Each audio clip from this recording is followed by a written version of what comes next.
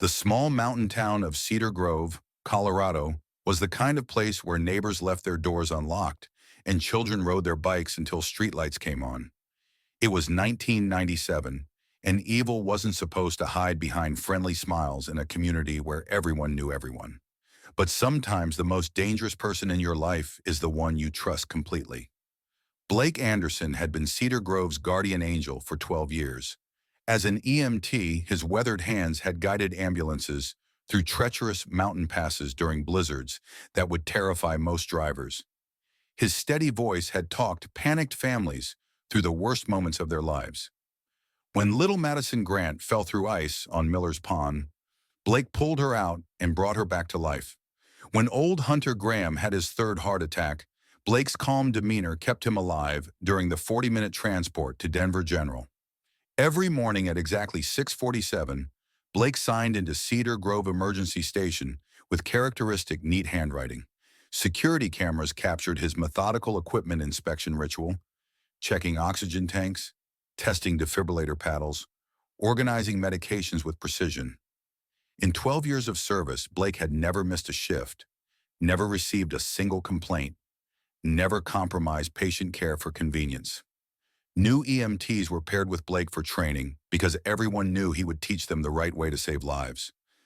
But Blake's reliability extended far beyond his professional life.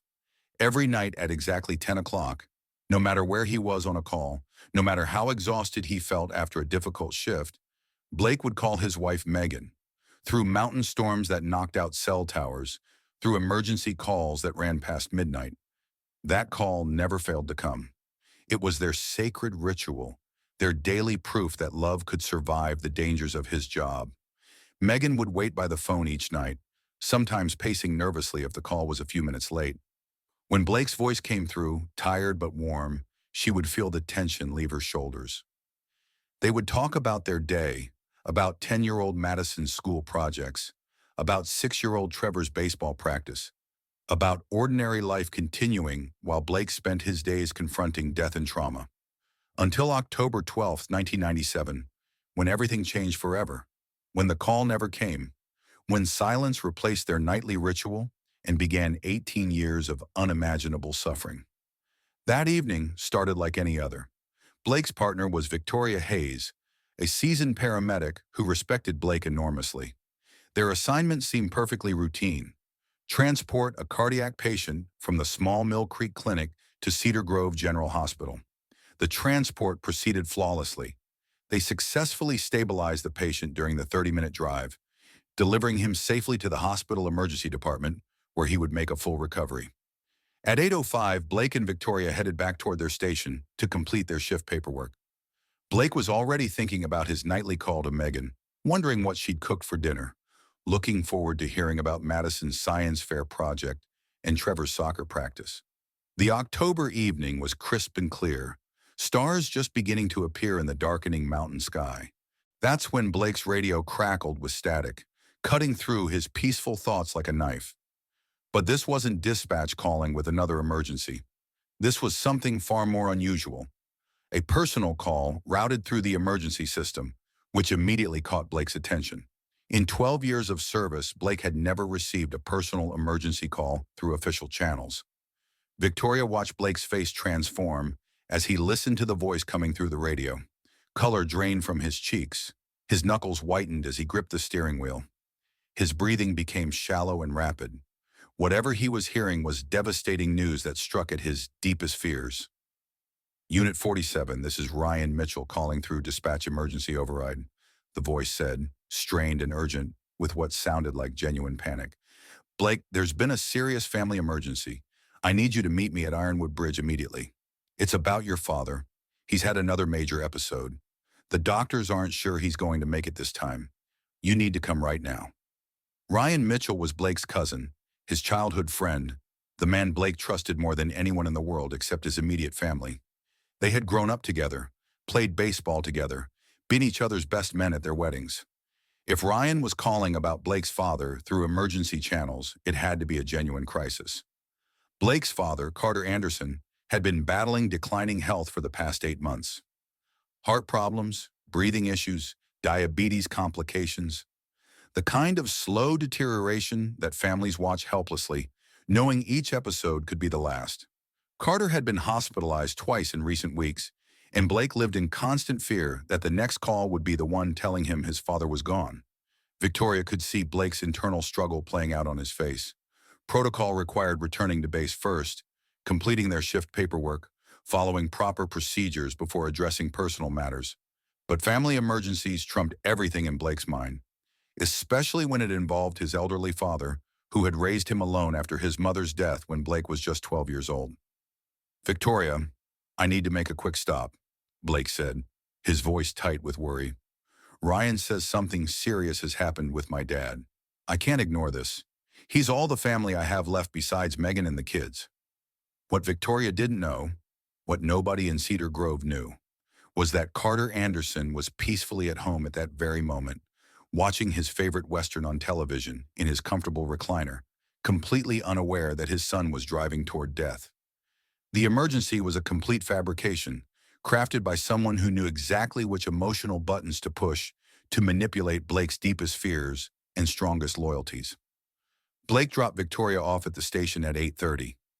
Security footage shows his usual goodbye wave, but analysts would later note the tension in his shoulders, the way his smile didn't quite reach his eyes, the speed with which he drove away from the station. This grainy surveillance footage became the last confirmed sighting of Blake Anderson alive. But the story doesn't end with Blake's disappearance. In fact, that's where the real horror begins. Because Ryan Mitchell didn't just eliminate Blake and disappear into the night like a normal criminal. Ryan had a much more sophisticated plan, one that would allow him to commit what he believed was the perfect crime while becoming the victim's family's greatest source of comfort and support.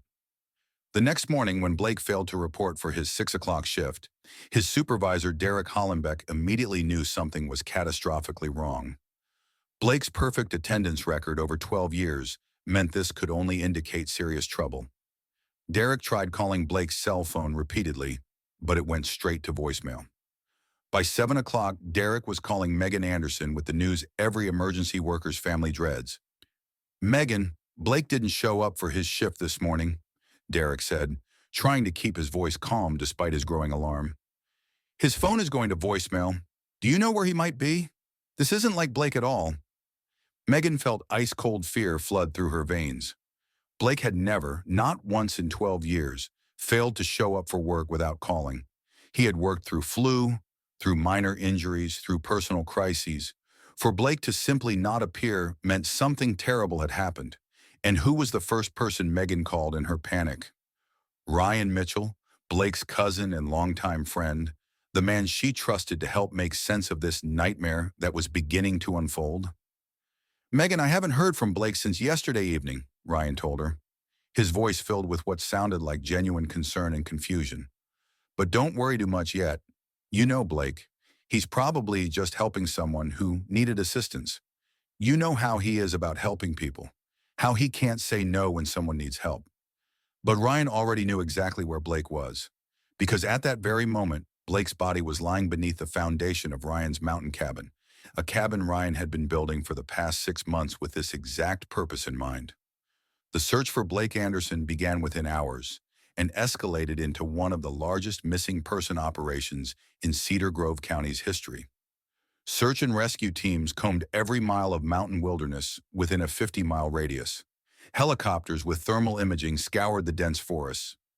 Volunteer search parties organized into systematic grids, covering hundreds of square miles of treacherous terrain, and leading many of these search efforts, Ryan Mitchell himself, who had taken indefinite time off from his construction business to find his missing cousin.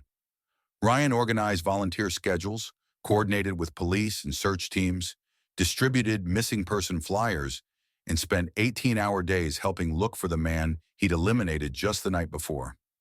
"I can't give up on Blake," Ryan told reporters during the third day of searching. "He's like a brother to me.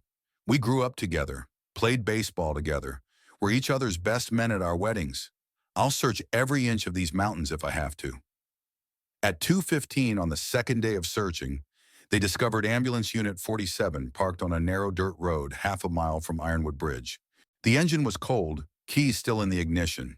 Blake's wallet sat on the passenger seat, His cell phone in the console with a dead battery. His EMT equipment was neatly organized in the back, untouched. No signs of struggle anywhere in or around the vehicle. No indication of where Blake might have gone or what might have happened to him. It was as if Blake Anderson had simply stepped out of his ambulance and vanished into the wilderness without a trace. But the mystery was just beginning, and Ryan Mitchell was about to give the performance of his lifetime. Detective Connor Davidson, a 20-year veteran of Cedar Grove Police with experience in dozens of missing person cases, was assigned as lead investigator. Ryan Mitchell was among the first people interviewed, both as family and as one of the last people to have contact with Blake. His performance during that interview was absolutely masterful, displaying exactly the right combination of concern, confusion, desperate hope, and barely controlled panic. Blake was the most reliable person I knew, Ryan told Detective Davidson, tears streaming down his face in what appeared to be genuine anguish. In 34 years, I've never known him to be irresponsible or unpredictable. He would never abandon his family, never leave his job, never disappear without telling someone where he was going. Something terrible must have happened to him out there in those mountains. Ryan provided a detailed timeline of his last contact with Blake, explaining the family emergency call and expressing regret that he hadn't insisted on meeting Blake at the hospital instead of at the remote bridge. He offered to take polygraph tests, to provide any information that might help, to do anything necessary to find his missing cousin. What Detective Davidson couldn't possibly know was that Ryan had been rehearsing this exact conversation for months, perfecting every gesture, every tear, every tremor in his voice. Ryan had studied police interview techniques, practiced his responses to likely questions, and prepared for every possible scenario the investigation might take. The initial search focused on the area around Ironwood Bridge, based on Ryan's account of their planned meeting. But Blake was nowhere to be found in that area, despite intensive searching by professional teams and hundreds of volunteers. The search was expanded to cover a broader area, then expanded again, then again. Still nothing. Weeks turned into months with no progress. The case received extensive media coverage throughout Colorado and neighboring states. Blake's photograph appeared on missing person websites and highway billboards. The National Center for Missing Adults became involved. False sightings came in from across the country, but Blake Anderson had simply vanished as if he'd never existed at all. And through it all, Ryan Mitchell remained the family's strongest supporter, their most reliable source of comfort and assistance. Years passed with excruciating slowness for the Anderson family. Madison Anderson, who had been 10 years old when her father disappeared, struggled through her teenage years with severe anxiety and depression. She had trouble sleeping, constantly worried that other people she loved would disappear without warning. She went through periods of refusing to let Megan out of her sight, terrified that her mother would vanish too. Trevor Anderson, just 6 when Blake vanished, grew up with only scattered memories of his father, brief glimpses of a man in a uniform, the scent of antiseptic that clung to his clothes, strong hands lifting him up for bedtime hugs. Trevor developed behavioral problems at school, acting out his confusion and anger at his father's inexplicable absence. Both children struggled with the ambiguous loss, not knowing whether their father was alive or dead, whether to hope for his return or grieve his death. It was a psychological burden that affected every aspect of their development and their ability to trust that the people they loved would stay in their lives. But through all those dark years, Ryan Mitchell remained a constant, stabilizing presence in their shattered lives. He attended every school play, every graduation ceremony, every birthday party. He taught Trevor to throw a baseball when the boy showed interest in sports. He helped Madison with mathematics homework when she struggled in high school. He was there for first dates, driving tests, college applications, and all the milestones that Blake should have witnessed. Ryan built his mountain cabin during the 3rd year after Blake's disappearance, claiming he needed a retreat to help him cope with the loss of his cousin. The cabin became a gathering place for the Anderson family. Weekend trips where they could escape the painful reminders of Blake's absence that filled their everyday environment in Cedar Grove. Uncle Ryan's cabin became a sanctuary for Madison and Trevor. They loved hiking the mountain trails, fishing in the nearby stream, roasting marshmallows around the campfire Ryan built in the clearing behind the cabin. They had no idea they were playing and laughing directly above their father's remains, that every step they took was on ground that contained what was left of Blake. Ryan had designed the cabin specifically for this purpose. He'd excavated a basement area before pouring the concrete foundation, creating a hidden chamber where Blake's body lay entombed.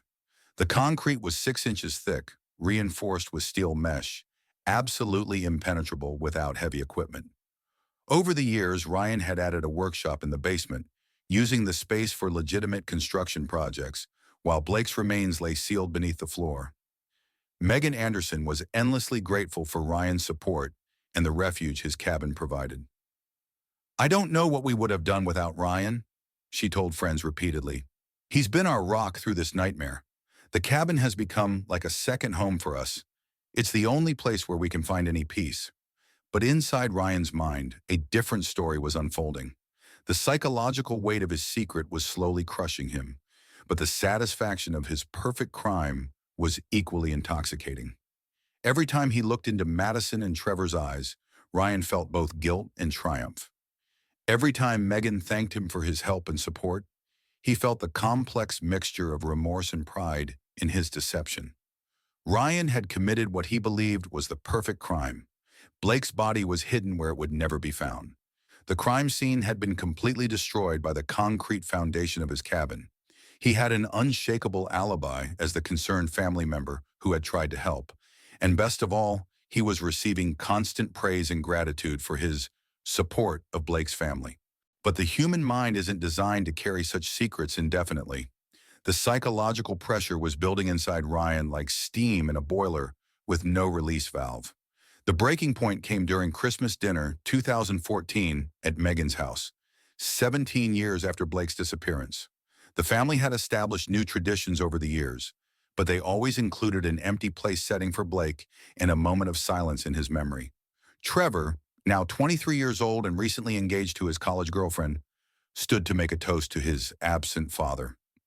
"Dad, wherever you are, I hope you know we never stopped looking for you," Trevor said, his voice breaking with emotion that had built up over 17 years.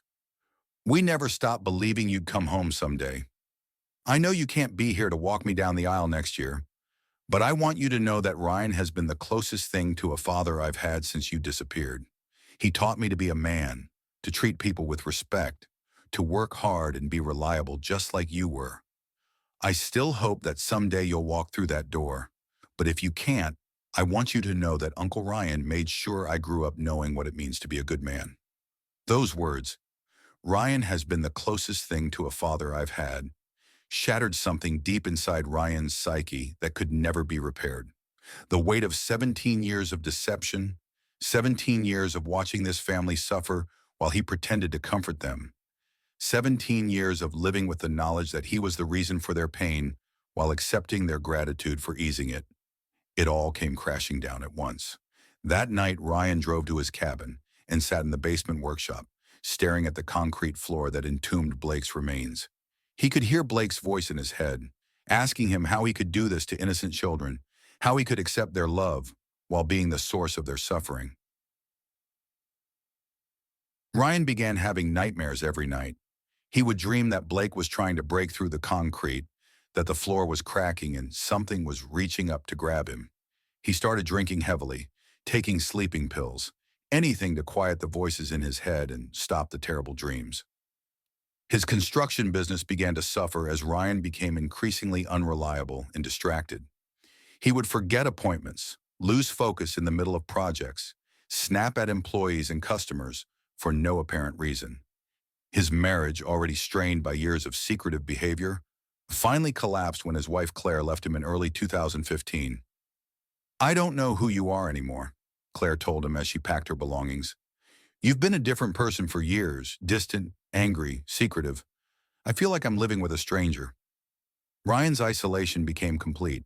He had no wife, no close friends, except the family he was deceiving, no peace of mind, no relief from the psychological burden of his secret. The perfect crime had become a perfect prison. On March 15, 2015, exactly 17 years and 5 months after Blake's disappearance, Ryan Mitchell walked into Cedar Grove Police Department at 8:47 in the morning. His hands were visibly shaking, His eyes were bloodshot from what appeared to be weeks of sleepless nights. He looked like a man who had finally reached the absolute limit of human endurance, who had been carrying an unbearable burden for so long that he no longer had the strength to continue.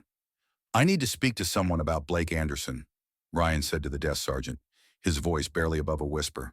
"I need to tell you what really happened to him. I can't live with this secret anymore."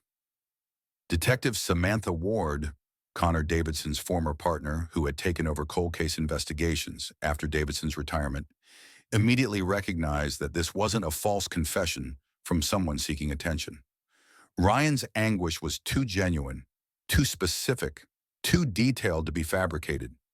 She had seen dozens of false confessions over the years, and this wasn't one of them.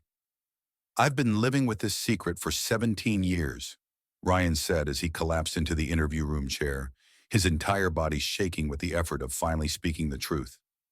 "I can't do it anymore. I can't watch that family suffer when I know the truth. I can't pretend to help them look for answers when I am the answer they're looking for." Ryan's initial confession painted the encounter as a tragic meeting that had gone horribly wrong. According to this first version, he claimed he'd called Blake hoping to have a private conversation about his substantial debts, nearly $50,000 borrowed over 2 years for his failing construction business. Blake had been sympathetic but firm about expecting repayment, and something had allegedly snapped during their argument at the remote bridge location.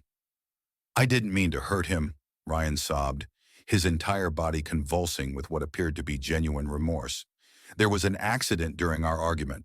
I panicked and didn't know what to do. I was afraid everyone would think I'd done it intentionally." Ryan claimed he'd moved Blake's body to prevent it from being found and causing more pain for the family. He said he'd buried Blake in a remote mountain location and had been living with the guilt ever since.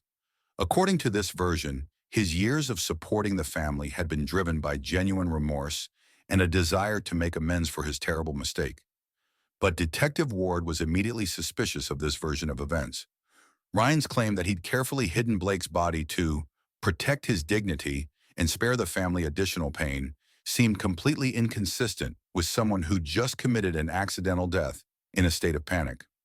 The level of planning and concealment suggested something far more sinister and premeditated. Ward's suspicions deepened when Ryan refused to provide the specific location where he claimed to have buried Blake. He said he'd been too distressed to remember the exact spot, that he'd driven around in a panic and buried the body somewhere in the vast mountain wilderness. This explanation made no sense for someone confessing out of guilt and remorse. Detective Ward decided to investigate Ryan's property and activities during the time period around Blake's disappearance. What she discovered would completely change the direction of the investigation and reveal the true scope of Ryan's deception. Building permits showed that Ryan had begun construction of his mountain cabin just 2 months before Blake's disappearance.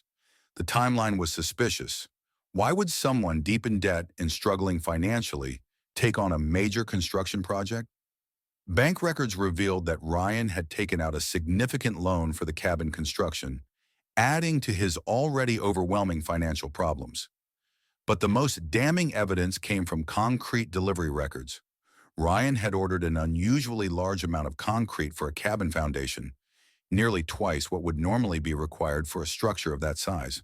The concrete had been delivered and poured just 3 days after Blake's disappearance, during the height of the search operation when Ryan was supposedly devoting all his time to looking for his missing cousin. 3 days after Ryan's confession, Detective Ward obtained a search warrant for Ryan's mountain cabin. Specially trained cadaver dogs were brought in to search the property for any sign of human remains. What they discovered would finally bring closure to the Anderson family's 17-year nightmare. The cadaver dogs immediately alerted on the basement floor of Ryan's cabin. Their reaction was unmistakable. There were human remains beneath that concrete.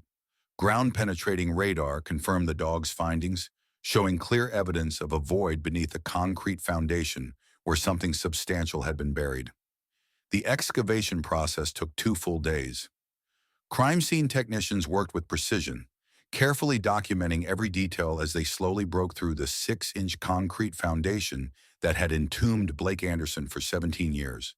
The concrete was exactly as Ryan had designed it, thick, reinforced, and completely impenetrable without heavy equipment. Blake Anderson's skeletal remains were found buried in the basement chamber beneath Ryan's cabin, exactly where the basement workshop had been built. The burial site was positioned where Ryan could work above it regularly, where he could monitor it daily and ensure it would never be accidentally discovered. The careful preparation of the chamber completely contradicted Ryan's claims of panicked decision-making after an accidental death. The body had been wrapped in heavy plastic sheeting. This wasn't the desperate work of someone in shock. This was the methodical preparation of someone who had planned every detail in advance. Someone who understood how to conceal evidence and eliminate any trace of his crime. When confronted with this irrefutable evidence, Ryan's carefully constructed confession crumbled completely. The elaborate mask he'd worn for 17 years finally slipped away, revealing the cold, calculating individual that had been hidden beneath the facade of the caring family member. "I couldn't tell you everything at first," Ryan said, his voice now completely devoid of the emotion he'd displayed earlier. "I knew if I told you the whole truth immediately, you would never understand my position or my motivations. You would just see me as someone evil." The complete truth was far worse than anyone had imagined, even Detective Ward, who had investigated dozens of serious crimes during her career. Ryan hadn't simply called Blake for a desperate conversation about money. He'd been planning Blake's elimination for months, driven not just by financial desperation, but by consuming jealousy that had been growing for years. While Ryan's construction business failed and his marriage crumbled under financial pressure, Blake seemed to effortlessly possess everything Ryan wanted: stable employment, a loving family, financial security, respect in the community, purpose and meaning in his work. The contrast between their lives had become unbearable for Ryan's increasingly unstable and narcissistic mind. Ryan's plan had been methodical and cold-blooded, worked out over months of careful preparation. He'd been building the mountain cabin specifically as a location to eliminate Blake, designing the basement chamber as both a trap and a tomb. He'd studied Blake's schedule for weeks, identifying the perfect opportunity to lure him to an isolated location without arousing suspicion. On October 12th, Ryan had used his detailed knowledge of emergency procedures and Blake's family situation to send him a false message about a fabricated family crisis involving Blake's elderly father. But instead of meeting Blake at Ironwood Bridge as the message indicated, Ryan had intercepted him on the way and forced him at gunpoint to drive to the remote cabin Ryan had prepared specifically for this purpose. At the isolated cabin, Ryan had restrained Blake in the basement chamber and demanded that he sign documents forgiving all debts and transferring certain assets. But Ryan's demands went far beyond money. He wanted Blake to admit that he was better than Ryan, that he deserved his success more than Ryan did, that Ryan had been living in his shadow their entire lives. When Blake refused to give Ryan the psychological satisfaction he craved, the situation escalated dramatically.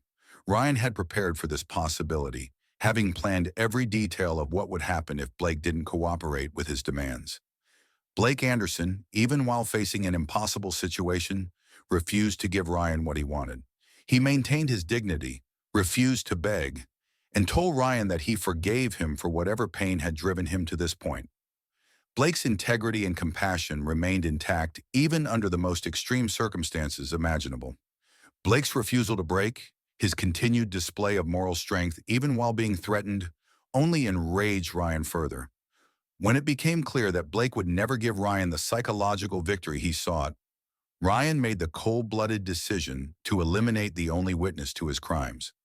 After ending Blake's life, Ryan had carefully cleaned the chamber, wrapped the body in plastic, and buried it beneath the concrete foundation he poured 3 days later. Then he had returned to Cedar Grove and begun the performance that would define the next 17 years of his life. The revelation that Ryan Mitchell had been living among them as a cold-blooded killer sent shockwaves through the entire community of Cedar Grove. People who had known Ryan for decades, who had worked with him, socialized with him, trusted him with their own families, struggled to reconcile the man they thought they knew with the monster he had revealed himself to be. For the Anderson family, Ryan's betrayal was devastating beyond comprehension. Megan had to confront the horrifying reality that the man who had comforted her through 17 years of grief had been Blake's killer. The children had to process that their beloved Uncle Ryan had eliminated their father, and then manipulated their love and gratitude for nearly 2 decades. Ryan held me while I cried about Blake being missing, Megan told reporters through her own tears. He organized search parties and spoke at Blake's memorial service. He helped my children with homework and taught them to ride bikes. He attended every birthday, every graduation, every holiday. He walked Madison down the aisle at her wedding because Blake wasn't there to do it, all while knowing what he had done and where their father was buried. The psychological damage to Madison and Trevor was profound. They had loved Ryan genuinely, had seen him as a father figure, had trusted him completely. Learning that their love had been manipulated by their father's killer created a trauma that would require years of intensive therapy to address. "We played above Dad's grave," Trevor said during his victim impact statement. "We roasted marshmallows and told stories while our father's body was decomposing beneath our feet. Ryan watched us laugh and play and never said a word. What kind of person does that to children?" The trial became one of the most closely watched criminal proceedings in Colorado's history. Ryan's defense team attempted to portray him as a fundamentally good man who had been driven to desperate acts by overwhelming financial pressure and mental illness. They argued that his years of supporting Blake's family proved his genuine remorse and his essentially good character. But the prosecution, led by District Attorney Nicole Barnes, presented compelling evidence that Ryan was a sophisticated manipulator who had been living a calculated double life for decades. The premeditation evident in the cabin construction, the chamber preparation, and the elaborate cover-up demonstrated a level of planning and calculation incompatible with a crime of passion or mental breakdown. Financial records revealed that Blake's elimination hadn't been Ryan's first serious crime. He had been systematically defrauding clients, friends, and family members for years before Blake's death, using his reputation for reliability to gain trust that he then exploited. The pattern showed a long history of calculated deception and manipulation. Expert testimony from forensic psychologist Dr. Zoe Armstrong revealed Ryan's antisocial personality disorder combined with narcissistic traits that explained his ability to compartmentalize his crimes while maintaining relationships with his victim's family. "Mr. Mitchell displays classic signs of psychopathic behavior," Dr. Armstrong testified during the trial. "His ability to maintain an elaborate facade of normalcy while committing horrific acts demonstrates a psychological compartmentalization characteristic of psychopathy. He feels no genuine remorse for his actions, only regret at being caught and losing the psychological benefits he derived from deceiving Blake's family."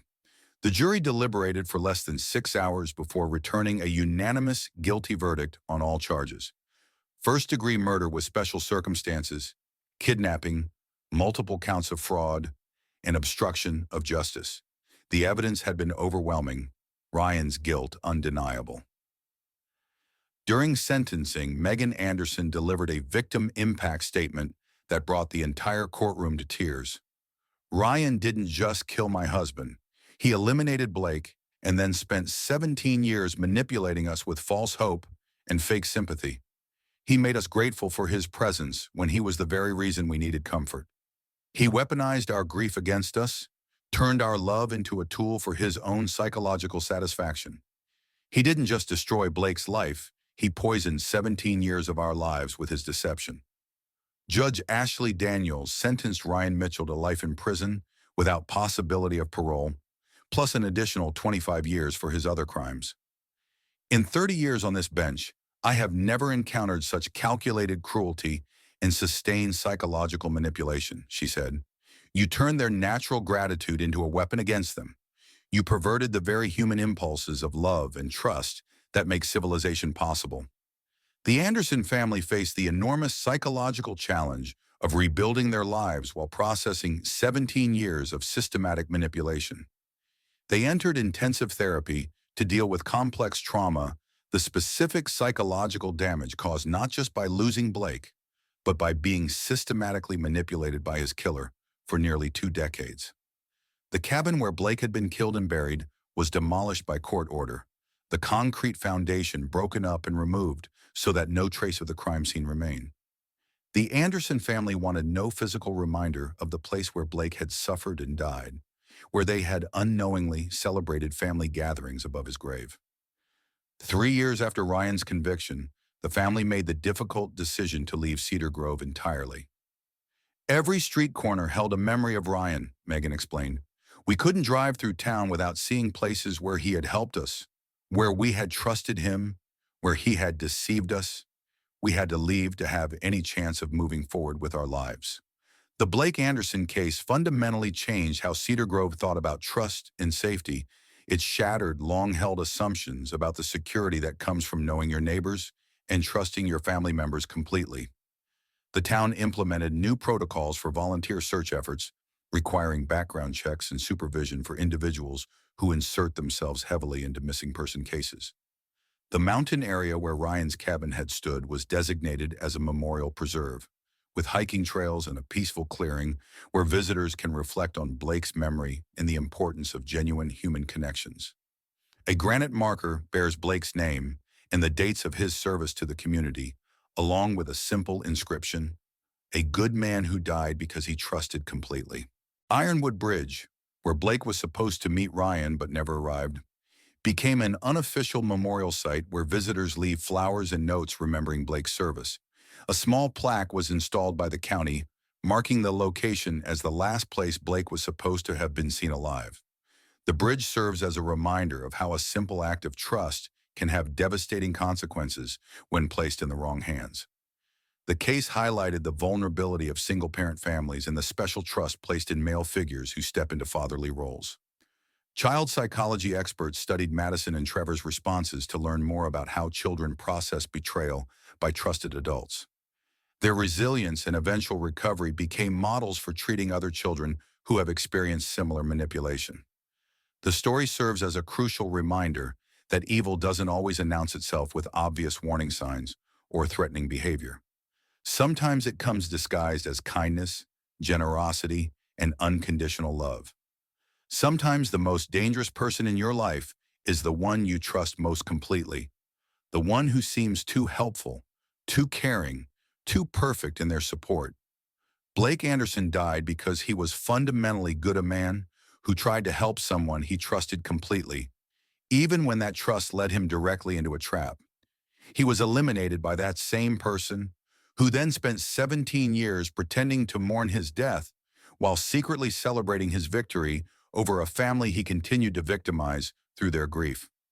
The ripple effects of Ryan's deception continue to influence how law enforcement approaches missing person cases today. The Anderson effect, where perpetrators insert themselves prominently into search efforts, is now recognized as a significant red flag in investigations. Training academies across the country use Ryan's case as the primary example of how genuine seeming concern can mask the coldest calculation. What makes Ryan's crime particularly chilling is not just the initial act, but the sustained psychological manipulation that followed. For 17 years, he attended family dinners, where Blake's empty chair served as a constant reminder of loss. He listened to Megan cry about her missing husband, offering tissues and comfort while knowing exactly where Blake's body lay. He watched Madison struggle with abandonment issues, helping her through panic attacks caused by fears that people she loved would disappear, fears that he had created. The basement workshop, where Ryan spent countless hours building furniture and completing construction projects, took on a macabre significance once the truth emerged. Crime scene investigators found that Ryan had installed a small refrigerator and comfortable seating in the workshop, suggesting he spent extended periods in the space directly above Blake's grave. Neighbors reported seeing lights in the basement windows late at night, never suspecting they were witnessing a killer's private communion with his victim. Ryan's prison letters, which were made public during appeals proceedings, provided disturbing insights into his mindset. He wrote extensively about missing the family gatherings at his cabin, describing in detail how peaceful it felt to sit by the campfire with Madison and Trevor, knowing their father was beneath their feet. He expressed genuine sadness at losing his relationship with the children, while showing no remorse for the actions that made that loss inevitable. The letters also revealed Ryan's frustration with being portrayed as a monster in media coverage. He insisted that his care for Blake's family had been real, that his 17 years of support proved his fundamental goodness despite his one mistake. This inability to comprehend the magnitude of his deception illustrated the profound narcissism that had driven his actions from the beginning. Megan Anderson's journey through therapy became a case study in recovering from complex manipulation. Her therapist, Dr. Sarah Chen, noted that Megan faced the unique challenge of grieving not just her husband's death, but the revelation that 17 years of cherished memories had been corrupted by the presence of his killer. Every family holiday, every milestone celebration, every moment of gratitude toward Ryan had to be recontextualized within the framework of his deception. The children's recovery followed different trajectories. Madison, being older when Blake disappeared, retained more memories of her father and struggled more intensely with feelings of betrayal. She went through a period of questioning every relationship in her life, unable to trust her own judgment about people's character. Her eventual decision to become a psychologist was driven partly by a need to understand how she had been so thoroughly deceived. Trevor's response was complicated by the fact that Ryan had genuinely been a father figure during his formative years. Despite knowing the truth about Blake's death, Trevor found himself missing aspects of his relationship with Ryan: the baseball games, the fishing trips, the guidance through adolescence. This created additional guilt, as Trevor felt he was somehow betraying his father's memory by acknowledging any positive feelings toward his killer. The community of Cedar Grove struggled with collective trauma that extended far beyond the Anderson family. Ryan had been involved in dozens of local organizations, volunteer efforts, and community projects over the years. Church members who had worked alongside him in charity drives questioned their ability to judge character. Little League coaches who had coached teams with him wondered what signs they might have missed. The entire social fabric of the town had to be rewoven around the knowledge that evil could hide so perfectly among them. The case also highlighted gaps in the missing person investigation protocols of that era. Blake's disappearance occurred before widespread use of cell phone tracking, GPS technology, and advanced forensic techniques that might have identified Ryan as a suspect much earlier. Modern investigations benefit from digital footprints that would have made Ryan's deception far more difficult to maintain. The concrete tomb that had hidden Blake's remains for 17 years became a subject of forensic study. The specific mixture and reinforcement Ryan had used created nearly perfect preservation conditions, allowing forensic experts to recover evidence that might otherwise have been lost to decomposition. This accidental preservation contributed to the overwhelming physical evidence that made Ryan's conviction inevitable. The psychological profiles developed from Ryan's case have been instrumental in identifying other long-term deception cases. Law enforcement agencies now look specifically for individuals who insert themselves heavily into victim support roles, who seem unusually knowledgeable about investigation procedures, or who demonstrate excessive helpfulness during crisis situations. These behavioral markers, dubbed Mitchell indicators, have led to the identification of suspects in several other cold cases across the country. The cabin's demolition was conducted with unusual ceremony, attended by the Anderson family and members of the Cedar Grove community. Blake's remains had been removed for proper burial, but many felt that the structure itself had been contaminated by its purpose. The demolition was broadcast live on local television, symbolically destroying the physical manifestation of Ryan's deception. Ryan's appeals were exhaustive and unsuccessful. His legal team argued that his confession had been coerced, that evidence from the cabin should be excluded due to alleged search warrant irregularities, and that his mental state at the time of the crime warranted a lesser sentence. Each appeal was denied, with courts consistently finding that the evidence against Ryan was overwhelming and that his rights had been fully protected throughout the investigation and trial. Ryan remains imprisoned in a maximum security facility in Colorado, where he is serving his life sentence. Prison records indicate that he has had few visitors over the years and maintains minimal contact with the outside world. Fellow inmates report that he rarely discusses his case, though he has been observed reading newspaper articles about the Anderson family's advocacy work. Prison psychologists note that Ryan continues to struggle with accepting responsibility for the full scope of his actions. While he acknowledges killing Blake, he maintains that his subsequent care for the family was genuine and should be considered as mitigation of his crimes. This persistent inability to comprehend the totality of his betrayal suggests that his psychological disorders remain untreated and likely untreatable. The story of Blake Anderson serves as a permanent reminder that evil can wear the most convincing masks, that the people who seem most helpful during our darkest moments might have their own sinister motivations. But it also demonstrates the resilience of the human spirit, the power of truth to eventually surface, and the possibility of rebuilding trust even after the most devastating betrayals.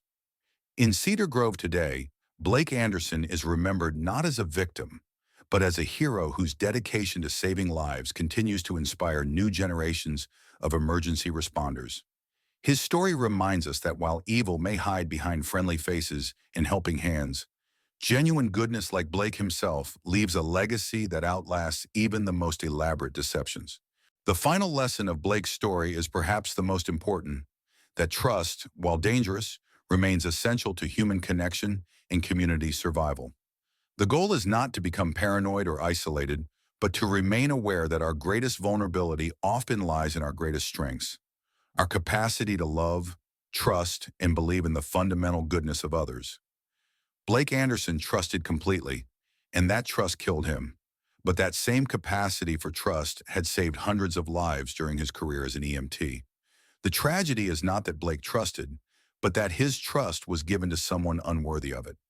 His legacy reminds us to choose carefully where we place our faith, while never losing our ability to have faith at all.